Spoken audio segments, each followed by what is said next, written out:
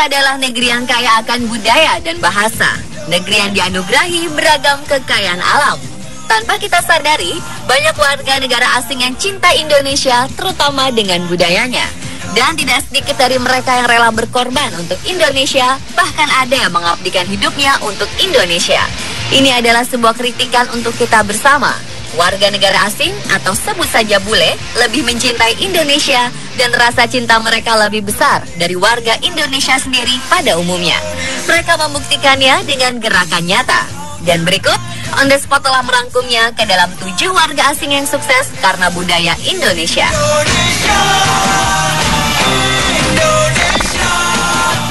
I'm so lonely, broken angel.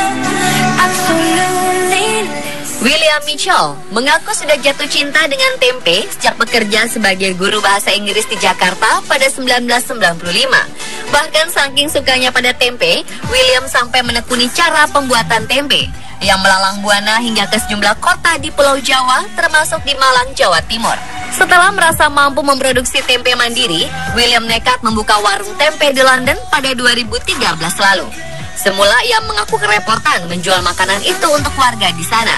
Namun sekarang lumayan sudah mulai menghasilkan. Setiap Rabu, Kamis, dan Jumat, William datang pagi untuk membuat tenda di pasar. Kemudian ia memasak dan berjualan 2 jam selama makan siang. William mempunyai cita-cita lebih tinggi dari sekedar bisnisnya lancar. Ia ingin tempe menjadi makanan pokok warga Inggris dan selalu siap tersedia di dapur mereka. Ia memulai usahanya seorang diri, bahkan hingga saat ini termasuk urusan belanja bahan baku ke pasar. Tak hanya berjualan langsung di pasar, William juga menjajakan tempe buatannya melalui media sosial seperti Facebook. Ia memutuskan cara terbaik untuk memperkenalkan makanan yang masih baru bagi banyak orang di Inggris adalah dengan menjual di pinggir jalan. Ia pun mengaku konsumen sangat menyukainya dan terbukti sangat populer. Sebagian besar konsumen belum pernah mencoba tempe dan mereka rata-rata menjadi pelanggan tetap.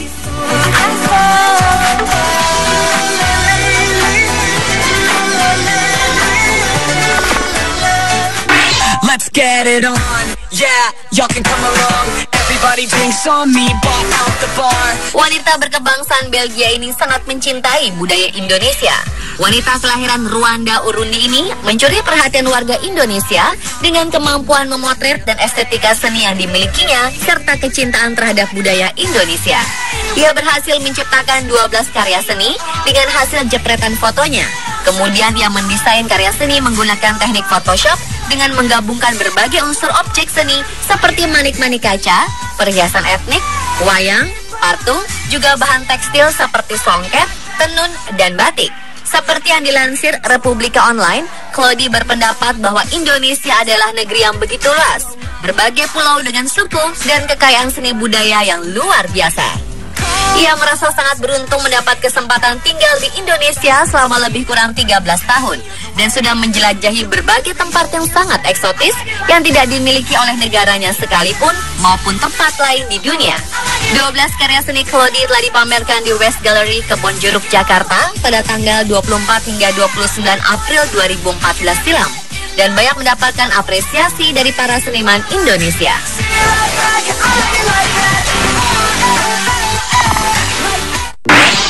Just a little bit caught in the middle. Life feels amazing. Shani, panggilan akrab Aurelia François Brulé, mulai menyukai owa-owa saat berumur 12 tahun saat dia berkunjung ke kebun binatang di kota kelahirannya di Prancis. Shani merasakan ada yang aneh dengan owa-owa. Hewan yang memiliki nama latin Hylobates molleri itu terlihat selalu menyendiri, juga terlihat murung dan sedih. Rasa penasaran itulah yang membuat Shani memutuskan untuk mengunjungi kebun binatang setiap hari Rabu guna memperhatikan owa-owa. Tak hanya melihat dan memperhatikan saja, ia pun ikut membantu kebun binatang untuk merawat owa-owa. Rutinitas Shani tersebut telah berlangsung selama 5 tahun. Hingga pada umur 16 tahun, Shani membuat buku yang menceritakan kehidupan owa-owa di kebun binatang berjudul Le Gibbon Malbois. Buku buatannya berhasil menarik perhatian media Perancis, sampai-sampai ada aktris papan atas Muriel Robin terharu dan bersedia mendanai Shani untuk membuat program konservasi pada hewan ini. Pada usia 18 tahun, tepatnya tahun 1998, Shani memutuskan untuk terbang ke Indonesia sebab di Indonesia memiliki banyak jenis owa. Sesampainya di Indonesia, Shani langsung ke Kalimantan untuk melakukan observasi, kemudian ke Jakarta untuk menjalin kerjasama dengan Menteri Kehutanan dan Kelautan. Walau tidak semudah apa yang Shani pikirkan, untuk mendapatkan izin penggunaan hutan sebagai kawasan konservasi owa-owa ternyata cukup sulit. Ditambah saat itu Indonesia sedang ricuh karena tumbangnya zaman Orde Baru dan kurangnya pemahaman akan budaya. 1 tahun lamanya ia harus bolak-balik ke kantor kementerian dan pada akhirnya ia mendapatkan izin penggunaan hutan. Ia pun mendirikan organisasi perlindungan hewan Kalawit. Bersama para aktivis Kalawit, ia terus memperjuangkan habitat owa-owa agar tidak rusak.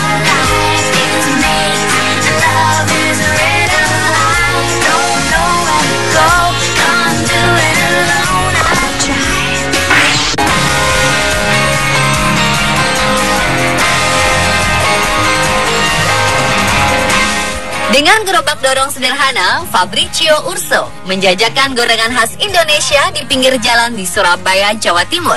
Bule asal Italia ini sudah 10 tahun tinggal di Indonesia. Dulunya ia bekerja sebagai general manager salah satu restoran Italia di Jalan Imam Bonjol, Surabaya.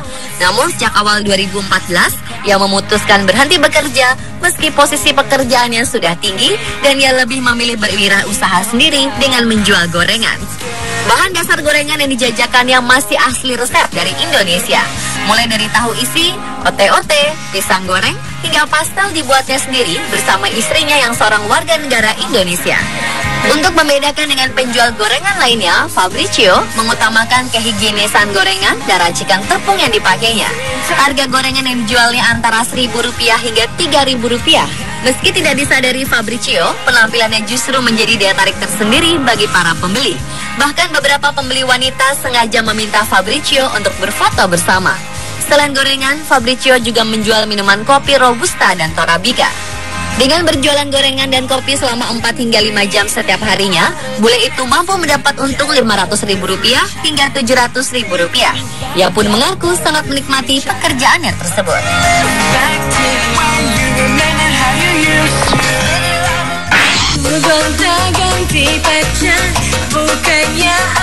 Banyak yang bilang bahwa musik dangdut adalah musik kampungan. Benarkah anggapan tersebut? Lagi-lagi anggapan miring tersebut harus dimentahkan oleh penyanyi wanita yang satu ini. Ia berasal dari Rusia dan bernama Alina Saraswati. Alina adalah seorang model ternama, namun belakangan ia menekuni dunia tarik suara. Dan musik yang ia sukai adalah dangdut. Alina bahkan telah merilis sebuah single yang berjudul Pengen Kawin. Lagu yang cukup kocak itu telah beredar dalam situs YouTube. Lalu apa yang melatar belakangnya Alina menyanyikan lagu dangdut? Tak hanya musik dangdut yang disuka oleh model cantik ini, ia juga suka semua hal tentang Indonesia. Bahkan dalam akun Facebooknya, ia menulis bahwa ia adalah orang Indonesia. Alina juga yakin bahwa di kehidupan sebelumnya, ia adalah orang Indonesia. Hebatnya lagi, ia tak hanya bisa berjalan di catwalk, Alina Saraswati sering berjalan melewati perkampungan dan bermain bersama anak-anak juga di sana. Alina memang sangat mencintai negeri ini. Selama di Indonesia, ia juga telah banyak melakukan perjalanan. Are you aware of what you make me feel?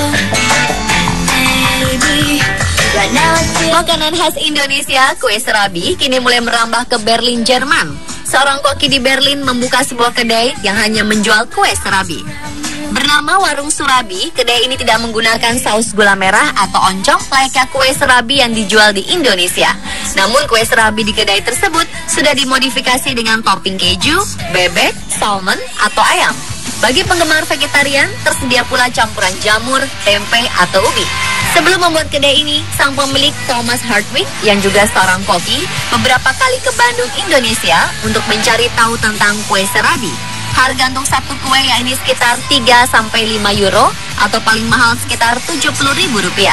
Pemirsa berniat mencobanya?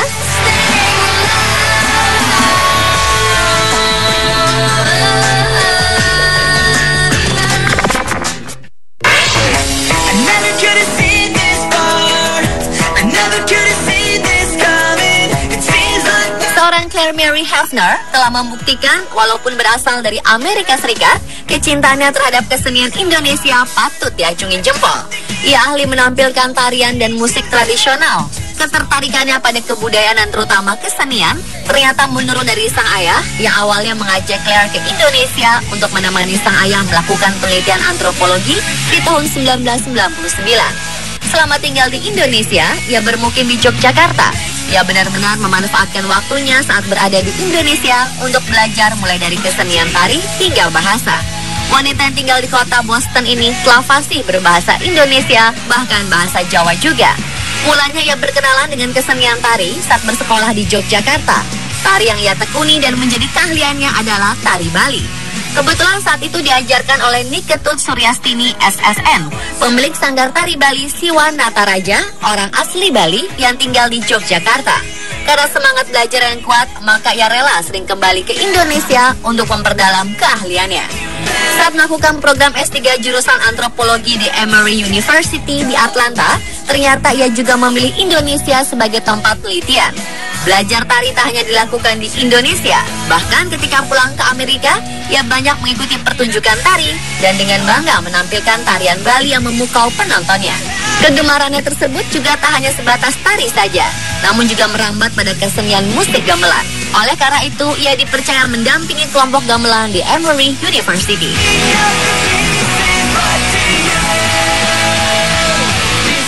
Dan pemirsa, itulah ketujuh warga asing yang sukses karena budaya Indonesia versi on the spot.